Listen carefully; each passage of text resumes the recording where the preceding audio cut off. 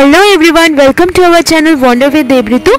আজকে বৃষ্টি মাথায় নিয়ে আমরা বেরিয়ে পড়লাম অর্জুনপুর আমরা সবাই ক্লাবের পুজোটা দেখে আসতে।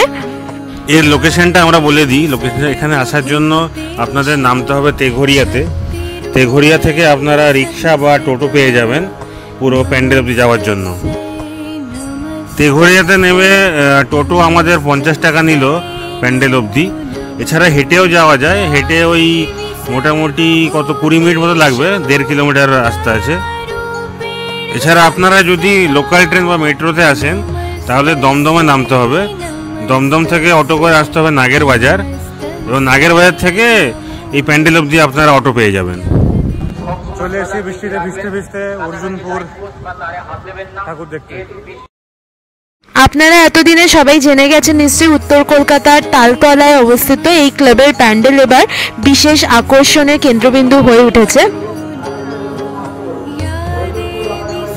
এবার ওনাদের থিম হলো মুখোমুখি।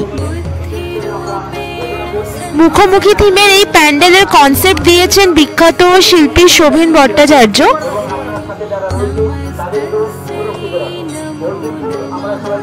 পুরো প্যান্ডেলটি স্টেনলেস স্টিলের তৈরি এবং এতে রয়েছে কাইনেটিক এনার্জির বিশেষ ব্যবহার।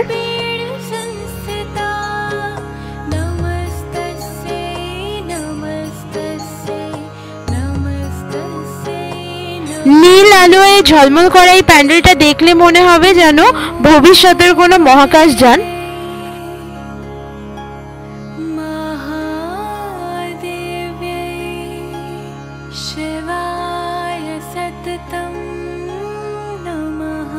স্টেনলেস স্টিলের গোলাকার বল এবং ঘূর্ণায়মান কাঠামো দিয়ে তৈরি এই প্যান্ডেল সবাইকে এবার মুগ্ধ করেছে।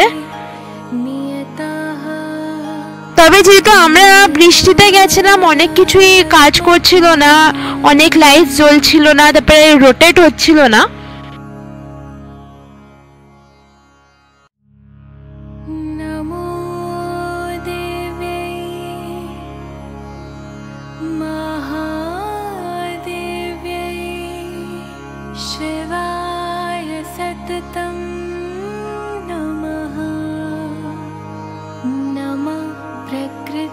যাই হোক, এখানে মা দুর্গার প্রতিমাও একদম ডিফারেন্ট।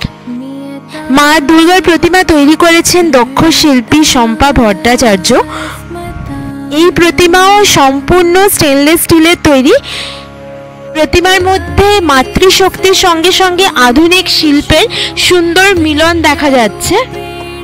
মুখোমুখি থিমের মূল ভাবনা হলো দেবীর সঙ্গে সরাসরি দেখা এবং নিজের অন্তরের শক্তির মুখোমুখি হওয়া। ওভারঅল আমাদের কিন্তু এই প্যান্ডেলটা বেশ ভালো, বেশ ইউনিক লেগেছে। তবে বৃষ্টিটা না পড়লে আমাদের আরও বেটার এক্সপিরিয়েন্স হতো।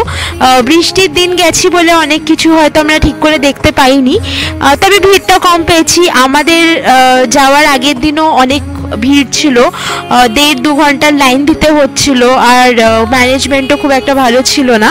তবে আমরা যেহেতু ভিড় খুব বেশিও পাইনি, আমাদের ওই দিকে কোনো প্রবলেম হয়নি। এই প্যান্ডেলের সবথেকে বড় নেগেটিভ জিনিস আমার লেগেছে লোকেশনটা। লোকেশনটা খুবই মানে একদম ভেতরের দিকে, রাস্তা থেকে অনেকটাই ভিতরে।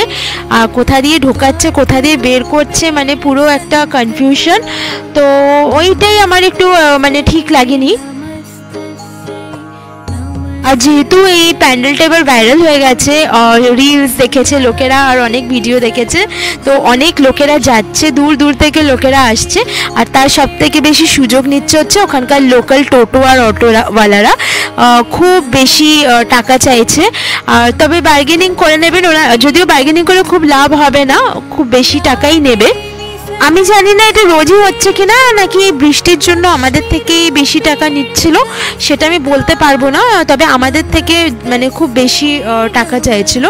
আর সব মোটামুটি সব অটো টোটোরাই কেউ 200, কেউ 150, কেউ 100, যে যা পারছে চাইছে, কোনো ফিক্সড রেটও নেই।